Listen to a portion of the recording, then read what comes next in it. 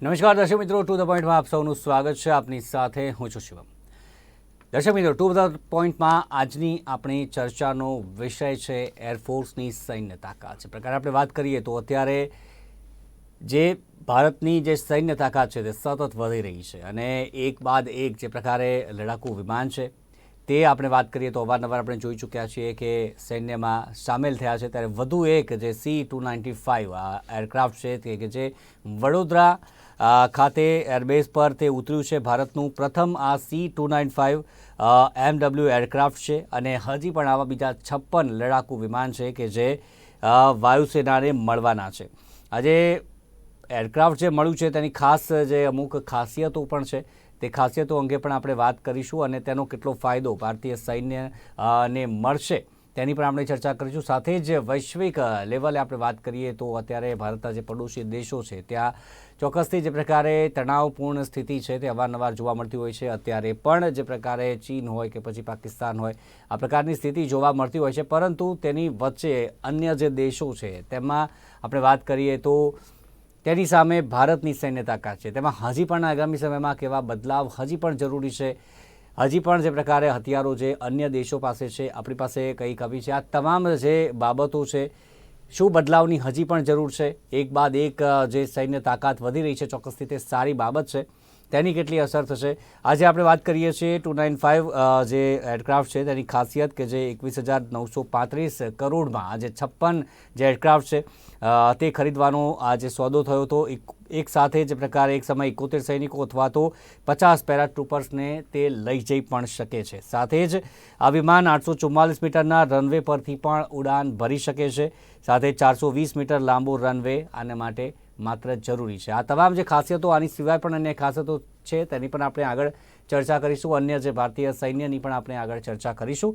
અને ચર્ચા સાથે હાલ મહેમાન જોડાઈ ગયા છે મનન ભટ્ટ આપણી સાથે, રક્ષા વિશેષજ્ઞ, અને સાથે જ લલિત રાવલ એ પણ રક્ષા વિશેષજ્ઞ. બંનેનું સ્વાગત છે નિર્માણ ન્યૂઝમાં. સૌથી પહેલાં લલિતજી, તમારાથી શરૂઆત કરીએ. સૌથી પહેલાં તો જે પ્રકારે એક બાદ એક જે ભારતીય સૈન્ય તાકાતમાં વધારો થઈ રહ્યો છે અને તેની સામે આપણે વાત કરીએ તો અત્યારે વડોદરા ખાતે આજે C-295 MW એરક્રાફ્ટ જે ઉતર્યું છે તેની અમુક ખાસિયતો છે. આપે પણ આ જે જોયું હશે, શું કહેશો સૌથી પહેલા આ જે ઉપલબ્ધિને લઈને? બિલકુલ સાચી વાત છે. ભારતીય એરફોર્સ આ પહેલા એબ્રો અને ડકોટા એરક્રાફ્ટ વાપરતું ટ્રાન્સપોર્ટેશન માટે, જે એની અત્યારે હાલ નવીનીકરણ સાથેના સારા ફેસિલિટી, સારી કેપેસિટી વાળા જે ટ્રાન્સપોર્ટ એરક્રાફ્ટની જરૂરત હતી એના તહત ભારત સરકારે 56 C-295 નો એક સ્પેન્ડ ગવર્મેન્ટ સાથે કરાર કરેલો. હવે એમાં 16 એરક્રાફ્ટ ત્યાં બનાવીને આપણને આપવાના છે અને બીજા જે 40 એરક્રાફ્ટ છે જે આપણા ભારતમાં બનવાના છે આપણા ટાટા ગ્રુપના કોલેબોરેશનથી.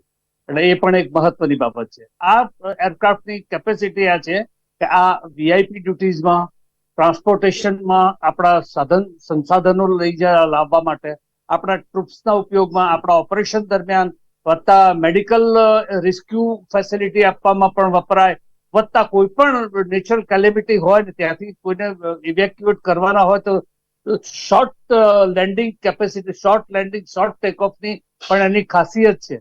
એટલે એ રીતે પણ એ ટૂંકા નાના રનવે ઉપરથી પણ એ ટેકઓફ કરી શકે અને લેન્ડ કરી શકે. તો એ દ્રષ્ટિએ જોવા જાવ તો ઓલરાઉન્ડર અને ઘણું સારું એરક્રાફ્ટ છે. અને બીજી ખાસિયત એ છે કે આ એર ટુ એર રિફ્યુલિંગમાં પણ વાપરી શકાય એવું એરક્રાફ્ટ છે અને વપરાય છે. જેની પાસે સારો એનો હોઝ હોય છે 100 મીટર સમથિંગ, અને એ બહુ ઉપયોગી થતું હોય છે. એટલે એ દ્રષ્ટિએ જોઈએ તો ભારતની સારી એવી જે ટ્રાન્સપોર્ટેશનની જરૂરિયાત છે એને પૂરી પાડવા માટે ખૂબ ઉત્તમ રહેશે. અને આપણું સદભાગ્ય છે કે આજે પહેલું જ જે એરક્રાફ્ટ જે છે એ આપણા વડોદરામાં 30 વિંગમાં ઉતર્યું છે. એ ખૂબ આનંદની વાત છે. અહીંયાથી એ જશે દિલ્હી પાસે આવેલું હિન્ડન એરબેઝ છે, ત્યાં હિન્ડન જઈને 25મી તારીખે અમારા જે આપણા રક્ષામંત્રી છે રાજનાથસિંહજી એનું વિધિવત સ્વાગત કરીને એરફોર્સ બેડામાં એને સામેલ કરશે.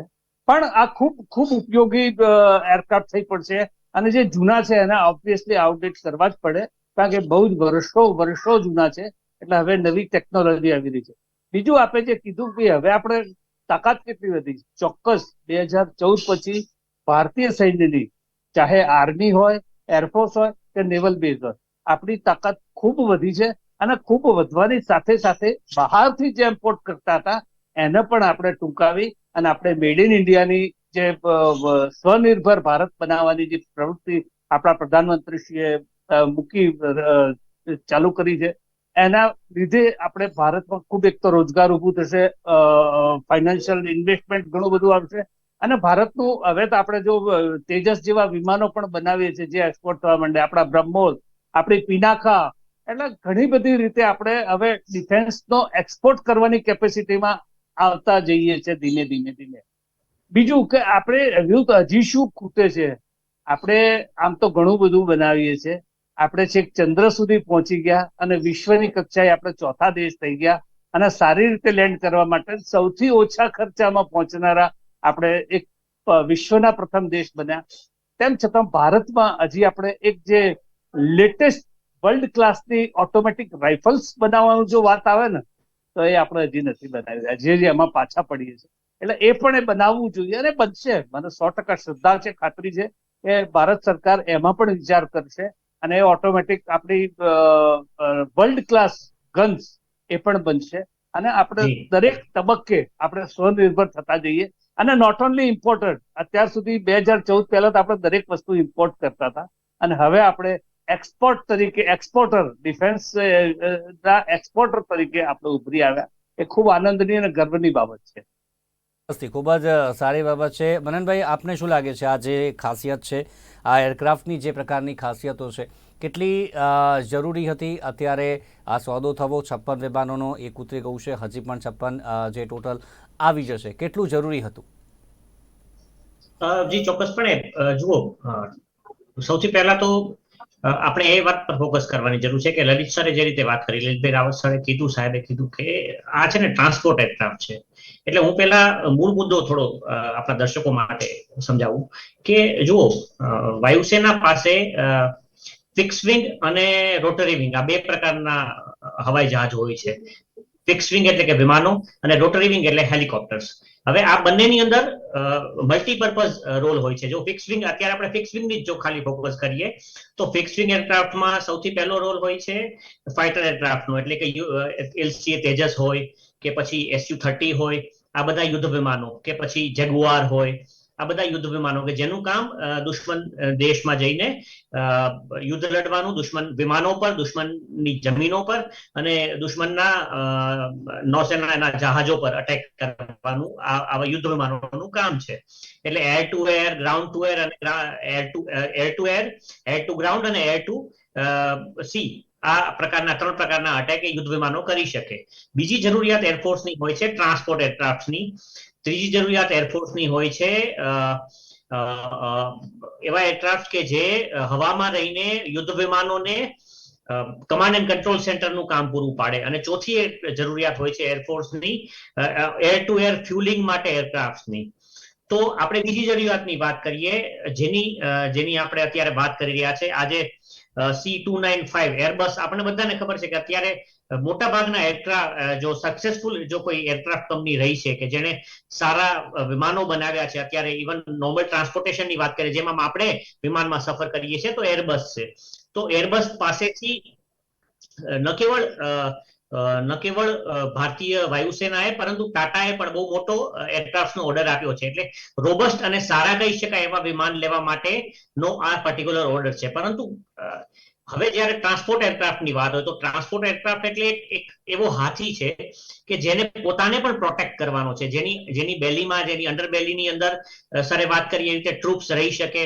એટલે સપોઝ શ્રીનગર ઉપર તમને યાદ હશે કે 1947માં જ્યારે પાકિસ્તાને શ્રીનગર પર હુમલો કર્યો અને એ સમયે પરિસ્થિતિ એવી થઈ કે શ્રીનગર દેશથી કટ ઓફ થઈ ગયું, કેમ કે એ સમયે કોઈ રોડ રસ્તા એવા ડેવલપ નહોતા અને રસ્તાના માર્ગે જો સૈન્યને શ્રીનગર પહોંચે તો ત્યાં સુધીમાં તો કાશ્મીર આપણા હાથમાંથી જાય તેમ હતું. તો એવી પરિસ્થિતિમાં સૈનિકોને એરડ્રોપ કરવા માટે આવી રીતે ટ્રાન્સપોર્ટ એરક્રાફ્ટનો ઉપયોગ થાય છે. બીજું યાદ હશે કે જ્યારે ખુલનાની અંદર એટલે કે ભારત બાંગ્લાદેશ મુક્તિ યુદ્ધમાં ભારતે જ્યારે પાકિસ્તાન પૂર્વ પાકિસ્તાન એટલે કે બાંગ્લાદેશને મુક્ત કરાવવા માટે જ્યારે હુમલો ભારતે આક્રમણ કર્યું ત્યારે પણ 1971 ની અંદર પણ વાયુસેનાના વિમાને જ આપણા સેંકડોની સંખ્યામાં સૈનિકોને બાંગ્લાદેશના પાટનગર એ સમયે ઢાકાની બોર્ડર પર ઉતાર્યા હતા.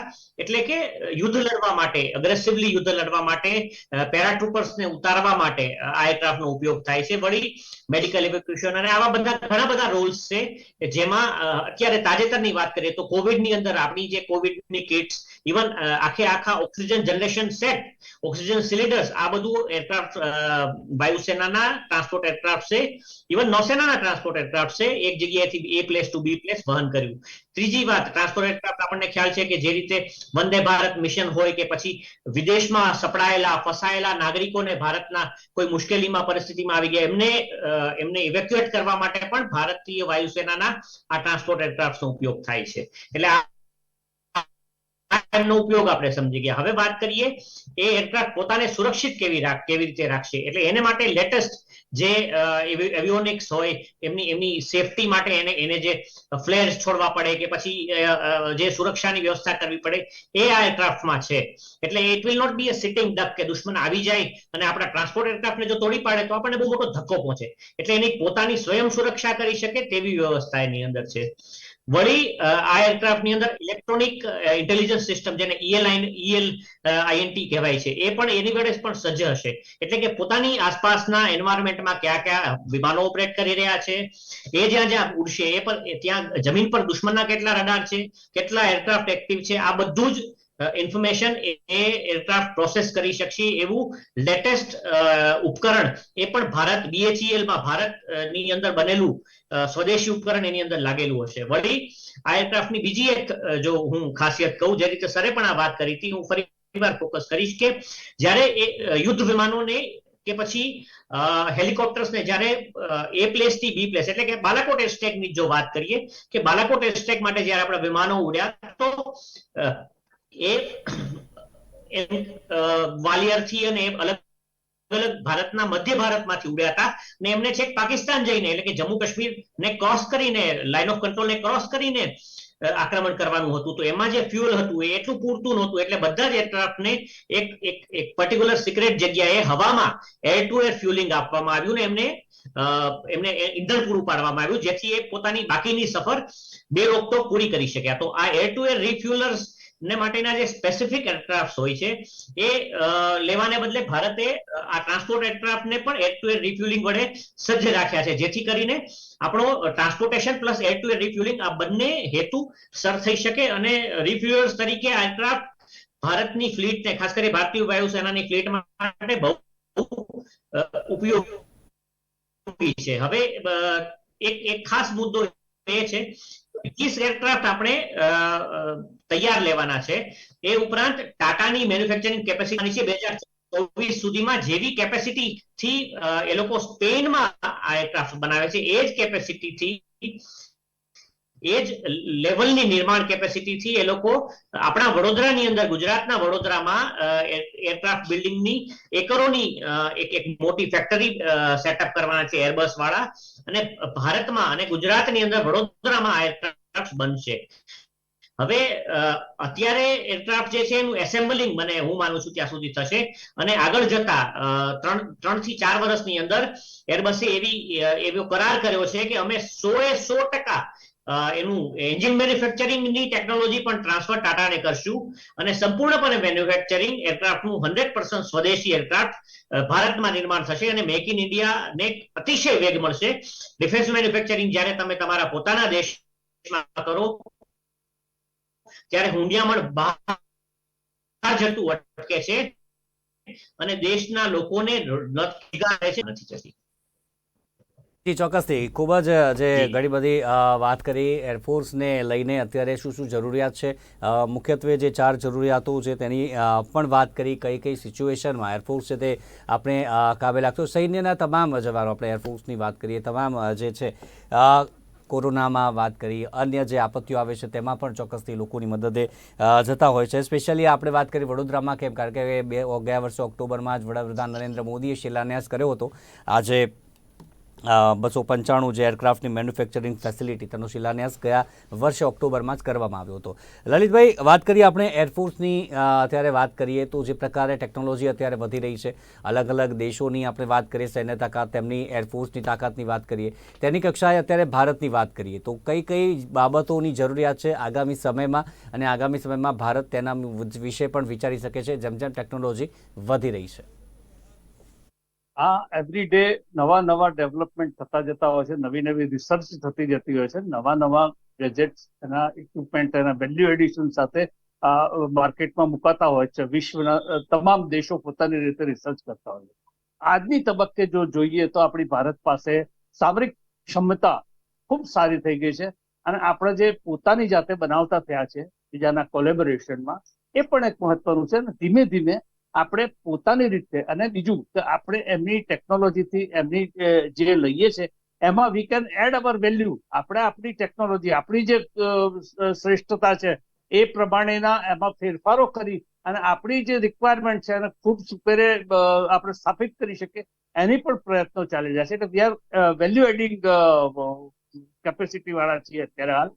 જેમ કે અત્યારે એઆઈ નો ચાલી રહ્યો છે, આર્ટિફિશિયલ ઇન્ટેલિજન્સનો, અને ઇલેક્ટ્રોનિક જે ઇન્ટેલિજન્સનું છે એના ઘણા બધા તબક્કા આપણે બીએલમાં બનાવી રહ્યા છે, અને એનાથી આપણે ઘણું બધું એ કરી શકીએ. જેમ મયંકભાઈ કીધું કે એમણે આપણી ઉપર બેઠા બેઠા આખો એક સ્કોપ એની પાસે હોય છે, સ્પેશિયલ C295 પાસે, કે જેમાંથી એ દરેક વિસ્તારમાં શું શું ચાલી રહ્યું છે એનું પણ એની પાસે બધો ડેટા હોય છે, અને એ લોકો રાખી શકે છે. એટલે એના આધારે એ એનું course of action A decide કરી શકે. એનો સેપરેટ એનો કોન્સેલ જેને કહેવાય એ આપવામાં આવે. એટલે ઇટ્સ સોર્ટ ઓફ રડાર, એક રડારનું એક ઉપકરણ છે, એ આપવામાં આવતું હોય છે. એનાથી નીચે કેટલા રડાર શું ચાલી રહ્યા છે, કયા એરક્રાફ્ટ ક્યાં ચાલી રહ્યા છે, એ બધી જ એની પાસે માહિતી હોય. એટલે એનો course of action further A decide કરી શકે એવી પરિસ્થિતિમાં હોય છે.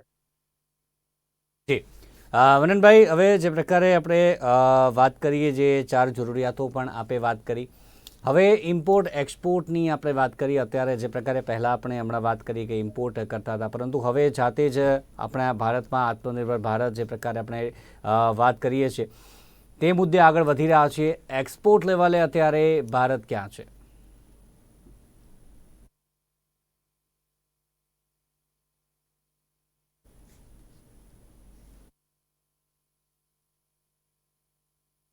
આપણી સાથે હમણાં જોડાશે, પરંતુ લલિતભાઈ જોડાયેલા છે. લલિતભાઈ, જે વાત કરી હમણાં મેં ઇમ્પોર્ટ અને એક્સપોર્ટની વાત કરી, મેં શું કહેશો આપ? ઇમ્પોર્ટ પહેલાં કરતા હતા, પરંતુ હવે આપણે ઘરમાં જ બની રહ્યું છે, ભારત જ તે દિશામાં આગળ વધી રહ્યું છે.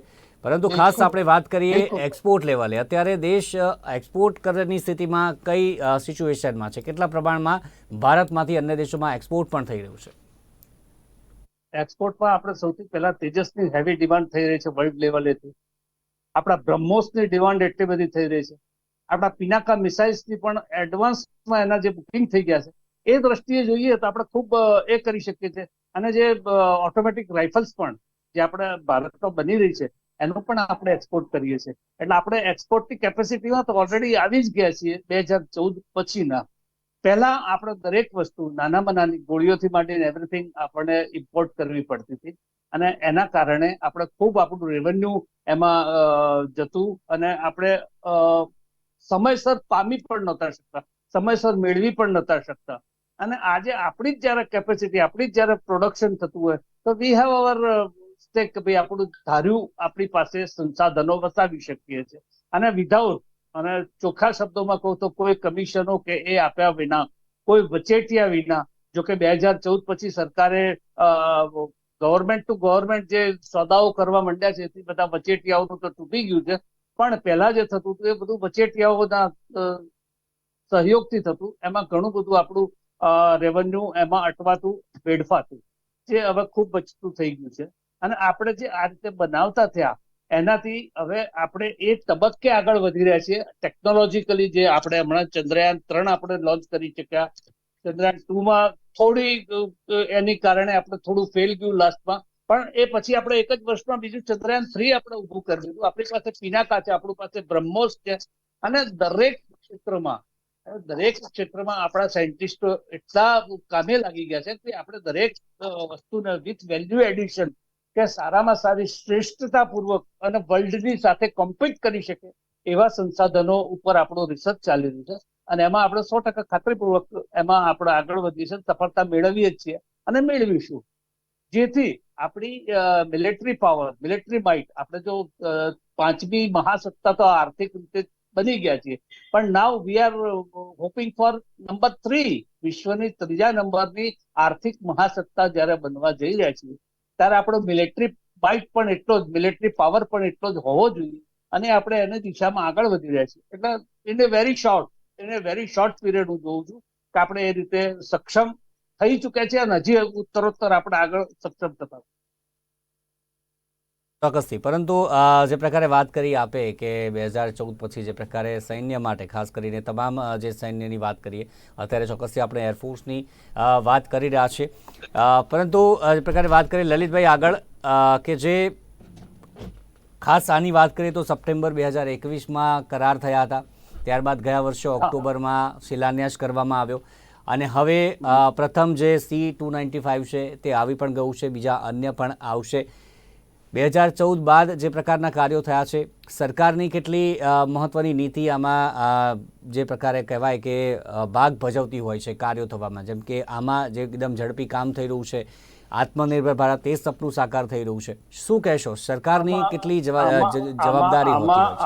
આમાં સૌથી મહત્વનો ભાગ સબળ નેતૃત્વ, ત્વરિત નિર્ણાયક શક્તિ અને દીર્ઘ દ્રષ્ટિ, આ 3 વસ્તુ ખૂબ મહત્વની છે, જે અત્યારની સરકારમાં હોય એવું લાગે છે. અને જેના કારણે આપણે ખૂબ ઝડપથી 9 વર્ષના ગાળા દરમિયાન આપણે આટલી બધી સદ્ધરતા, આટલી બધી માઇટ આપણે પામી ચુક્યા છીએ.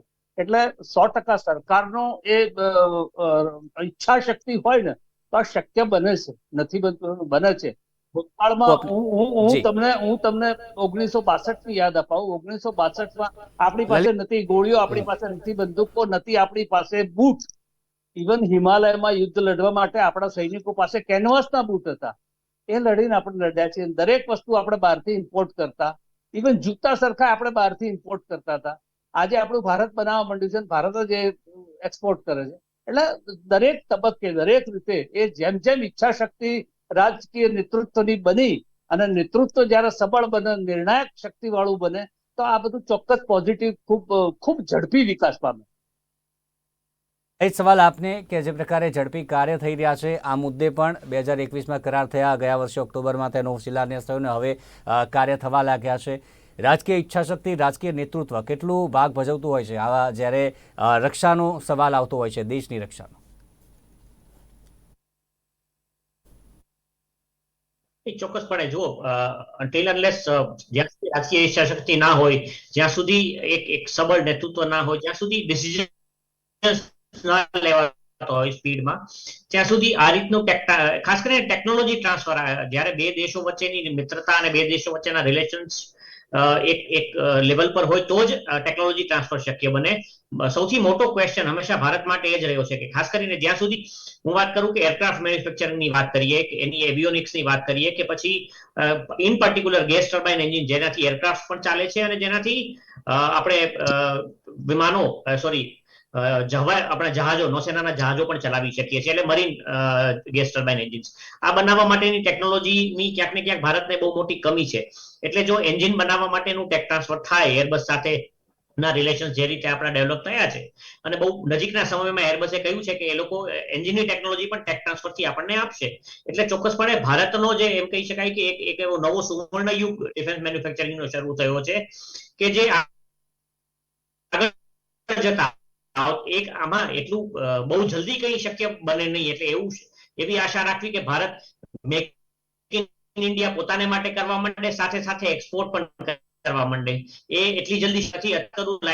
એલસીએ તેજસની મેન્યુફેક્ચર, તેજસ વિમાનો પર યર દર વર્ષે બની રહ્યા છે. ભારતની રિક્વાયરમેન્ટ 84 વિમાનોનો ઓલરેડી ભારતનો પોતાનો ઓર્ડર છે હિન્દુસ્તાન એરોનોટિક્સ લિમિટેડ માટે. આ મેન્યુફેક્ચરિંગ લાઇન ચાલુ જેવી થશે એરબસની, અત્યારે જે વાત આપણે વડોદરાની કરી રહ્યા છે, C-95 વિમાનોની, તો એમાં 12 એરક્રાફ્ટ પર યર બનાવવાની એમનો ટાર્ગેટ છે એ મેન્યુફેક્ચરિંગ લાઇનની અંદર, વિચ ઇઝ સ્ટાન્ડર્ડ્સ એ કે જે આંતરરાષ્ટ્રીય સ્તરે એ લોકો જે થાય અને ત્યાર પછી ભારત આ મેન્યુફેક્ચરિંગ કેપેસિટી મેન્યુફેક્ચરિંગ લાઇનમાંથી વિદેશોને કે બીજા દેશોને એમના ઓર્ડર પ્રમાણે આ વિમાનો આપી શકે. એટલું ચોક્કસ લલિતભાઈએ વાત કરી કે બ્રહ્મોસ નું મેન્યુફેક્ચરિંગ કે એમાં અત્યારે ભારત અને રશિયાનું એ જોઈન્ટ પ્રોડક્શન છે અને એમાં એક રીતે આપણે એ લેવલે પહોંચી ચૂક્યા છીએ કે આપણે બીજા દેશોને, મિત્ર દેશોને બ્રહ્મોસ મિસાઇલ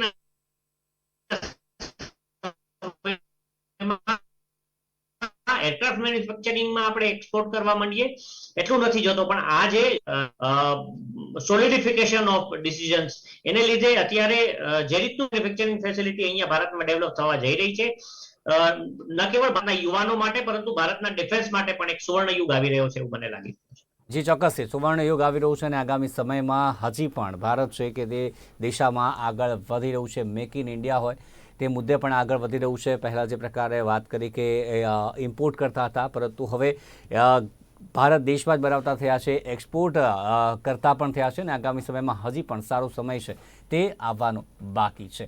અત્યારે એ જ મુદ્દે ચર્ચા કરી. ચર્ચામાં જોડાયા લલિતજી અને સાથે જ મનનજી, બંનેનો ખૂબ ખૂબ આભાર અમારી સાથે આપ ચર્ચામાં જોડાયા થયો. તો દર્શક મિત્રો, અત્યારે ટુ ધ પોઈન્ટમાં બસ આટલું જ.